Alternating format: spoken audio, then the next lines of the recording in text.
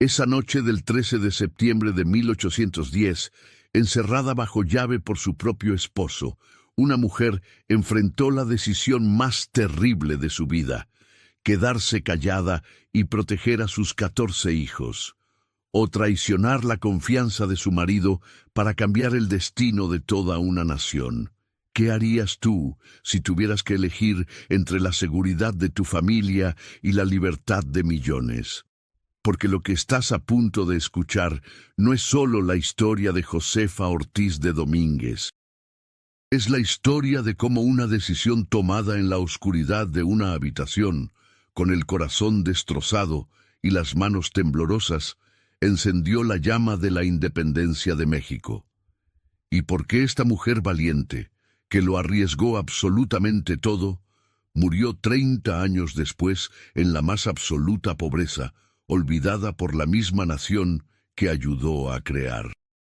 El año era 1768, y en la ciudad de Valladolid, hoy Morelia, nacía una niña que nadie imaginaba que cambiaría la historia de México. Josefa Ortiz quedó huérfana siendo apenas una niña, sin padres, sin fortuna, sin más protección que la caridad de las monjas del colegio de San Ignacio de Loyola. Aprendió desde pequeña lo que significaba no tener poder, no tener voz, depender de la voluntad de otros para sobrevivir.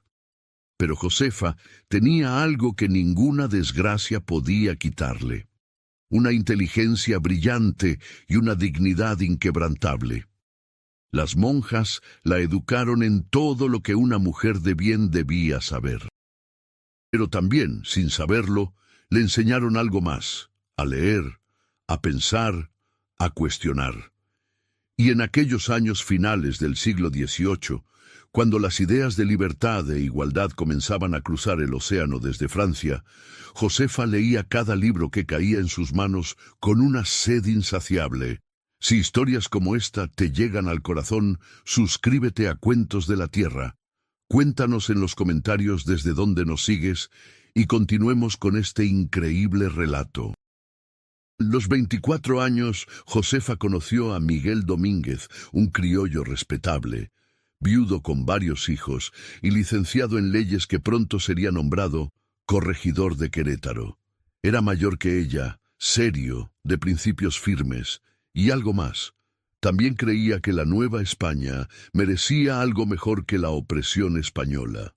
Se casaron en 1791 y Josefa pasó de ser una huérfana sin nombre a ser doña Josefa Ortiz de Domínguez, la corregidora de Querétaro, una de las mujeres más respetadas de la ciudad. Pero lo que nadie imaginaba era que detrás de las puertas de aquella casa elegante, entre tertulias aparentemente inocentes y conversaciones sobre literatura y filosofía, se estaba gestando algo que cambiaría México para siempre. Porque Josefa y Miguel no solo compartían un hogar, compartían un sueño. En aquellos primeros años del siglo XIX, la Nueva España estaba en ebullición. Napoleón había invadido España, el rey Fernando VII estaba preso, y en toda América las colonias españolas comenzaban a preguntarse: ¿por qué seguir obedeciendo a una corona que ya no existía? En Querétaro, bajo el techo de los Domínguez, comenzaron a reunirse hombres que pensaban igual. El cura Miguel Hidalgo, de rostro bondadoso pero ojos encendidos de pasión, que hablaba de justicia para los indígenas explotados en las haciendas. Ignacio Allende, militar criollo de porte elegante, que conocía las debilidades del ejército realista. Juan Aldama, valiente y leal. Epigmenio González, que fabricaba armas en secreto. Y en el centro de todos ellos, organizando cada reunión, guardando cada secreto, coordinando cada mensaje, estaba Josefa. Porque en aquella época, una mujer podía hacer lo que ningún hombre podía: moverse sin levantar sospechas, organizar tertulias inocentes, enviar mensajes bajo el disfraz de visitas sociales, esconder documentos donde nadie los buscaría. Los hombres conspiraban, pero Josefa era quien mantenía viva la conspiración. Su hogar se convirtió en el corazón secreto de la rebelión.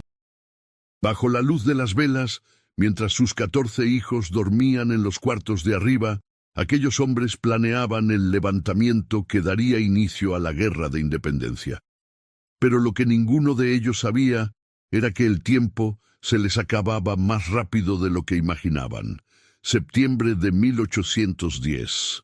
El plan estaba trazado.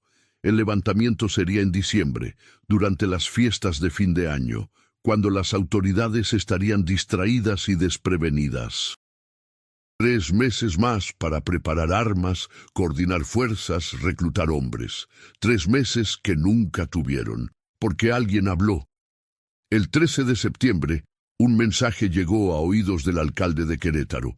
Había una conspiración, los nombres de los involucrados, las pruebas escondidas en la casa de Epigmenio González, y entre esos nombres estaba el del corregidor Miguel Domínguez y el de su esposa. Esa tarde, cuando Miguel llegó a casa con el rostro pálido y las manos temblorosas, Josefa supo que todo había terminado. «Nos descubrieron», susurró él, cerrando la puerta tras de sí. «Van a arrestar a todos, a Hidalgo, a Allende, a Aldama, a todos». El silencio en aquella habitación era denso como la niebla. Afuera, el sol comenzaba a ocultarse tras los cerros de Querétaro, tiñendo el cielo de naranja y púrpura. «Tenemos que avisar», dijo Josefa con voz firme. Miguel la miró con ojos llenos de miedo y dolor. «Si avisamos, será una declaración de guerra. No estamos listos. Morirán miles. Quizás mueran nuestros hijos. Y si no avisamos, los matarán a todos sin que puedan siquiera defenderse, y todo habrá sido en vano». Esa no sería la decisión más difícil de esa noche. Miguel, atado por su cargo de corregidor, por su juramento ante la corona, por el peso de su responsabilidad como padre de 14 hijos, hizo lo único que creyó que podía hacer. Encerró a Josefa bajo llave en su habitación. «Perdóname», le dijo con la voz quebrada, «pero no puedo permitir que lo hagas, no puedo dejar que destruyas a nuestra familia». Y se fue, dejándola sola en la oscuridad. Josefa Ortiz de Domínguez, la corregidora de Querétaro, la mujer que había organizado la conspiración más importante de la Nueva España, estaba encerrada en su propia casa, con la llave de la libertad de México literalmente fuera de su alcance. Afuera, el reloj de la catedral marcaba las horas. Cada campanada era un recordatorio. Con cada minuto que pasaba, los soldados se acercaban más a Dolores, donde el cura Hidalgo dormía sin saber que esa misma noche podrían arrestarlo. Josefa caminaba de un lado a otro de la habitación, con el corazón golpeándole el pecho como un tambor de guerra. Tenía 2 opciones: quedarse callada, proteger a su familia, obedecer a su esposo. Sus hijos estarían a salvo, ella estaría a salvo. Miguel conservaría su posición. La vida continuaría como siempre, o arriesgarlo todo. Si conoces a alguien que ama las buenas historias, comparte este cuento.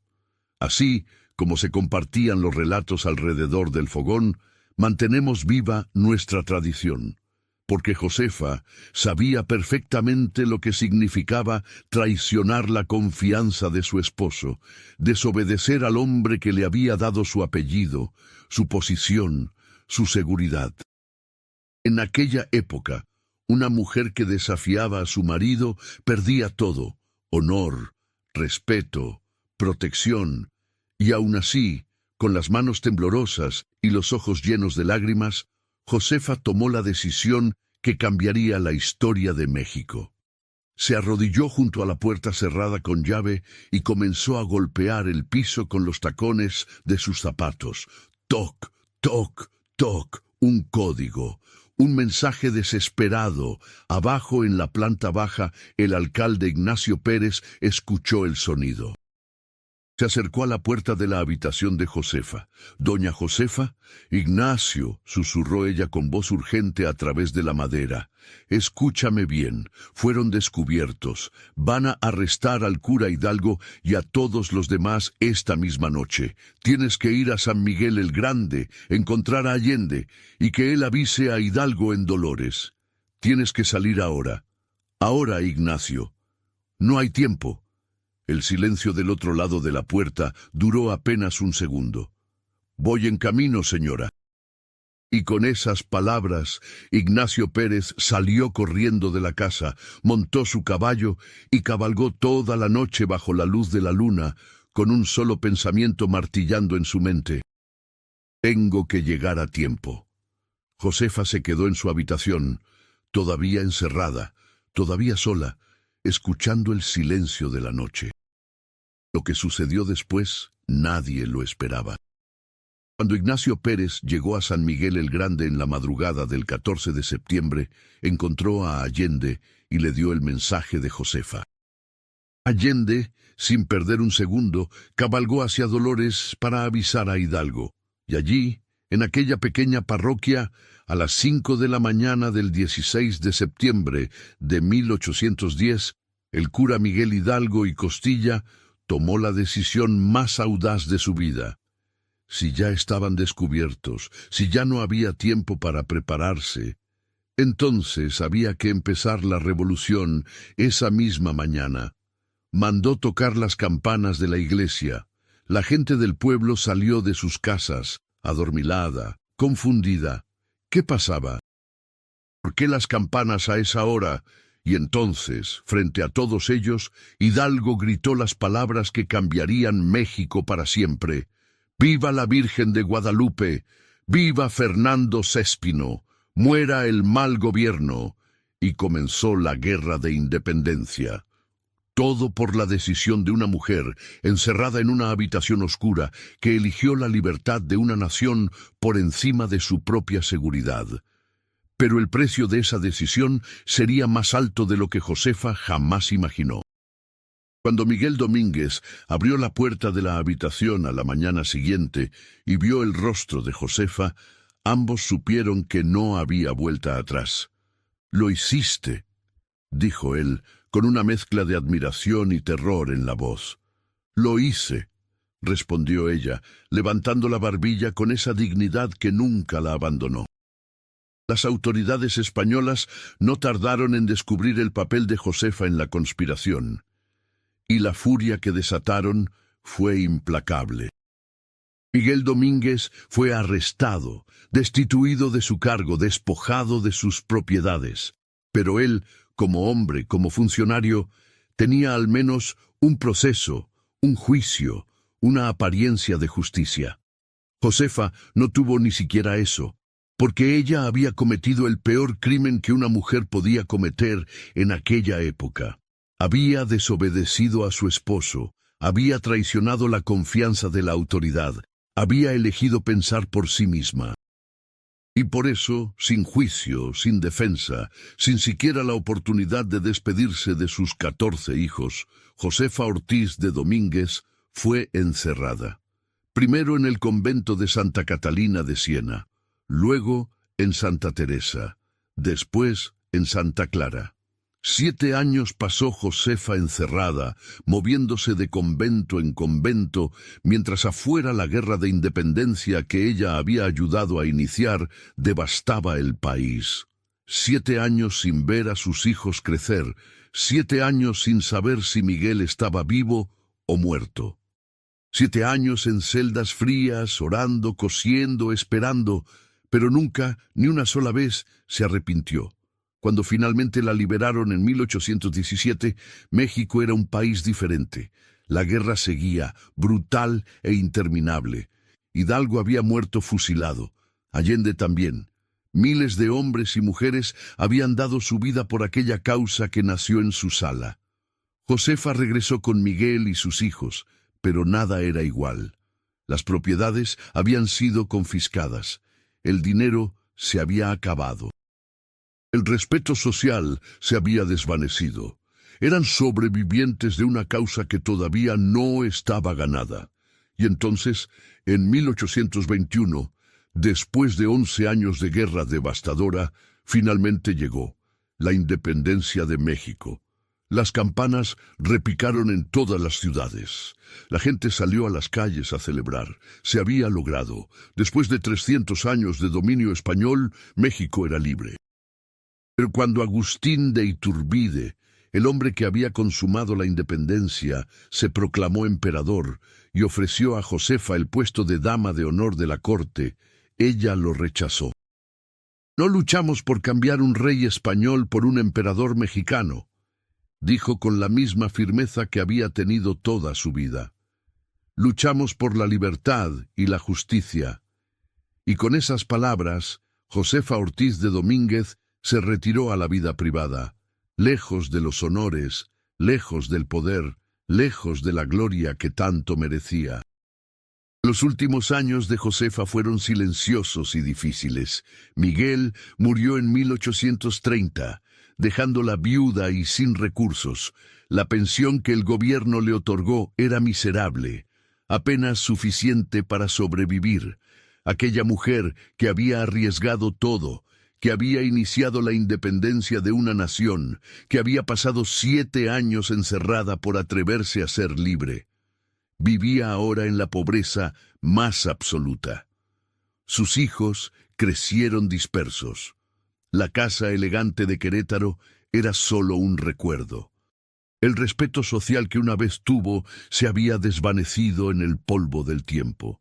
Y el 2 de marzo de 1829, a los 60 años, Josefa Ortiz de Domínguez cerró los ojos por última vez, en una habitación modesta, sin fanfarrias, sin reconocimiento, sin nada más que la certeza de que había hecho lo correcto. Murió en la pobreza, pero murió libre. Y murió sabiendo que aquella decisión que tomó encerrada en una habitación oscura, con el corazón destrozado y las manos temblorosas, había encendido la llama que liberó a millones. Y así fue como una mujer huérfana, sin poder ni fortuna, cambió el destino de toda una nación, porque hay momentos en la vida en que la única opción honorable es arriesgarlo todo, aunque el precio sea perderlo todo también. Josefa Ortiz de Domínguez no eligió el camino fácil, eligió el camino correcto. Y aunque murió sin los honores que merecía, sin la riqueza que había perdido, sin el reconocimiento que tanto se había ganado, dejó algo mucho más valioso que cualquier fortuna, un ejemplo imperecedero de valentía, de integridad y de amor a la libertad. Porque al final, lo único que verdaderamente importa no es lo que conservamos para nosotros mismos, sino lo que estamos dispuestos a sacrificar por algo más grande que nosotros. Y esa lección, esa herencia que nos dejó la corregidora, es algo que ningún tiempo, ninguna pobreza, ningún olvido puede borrar jamás.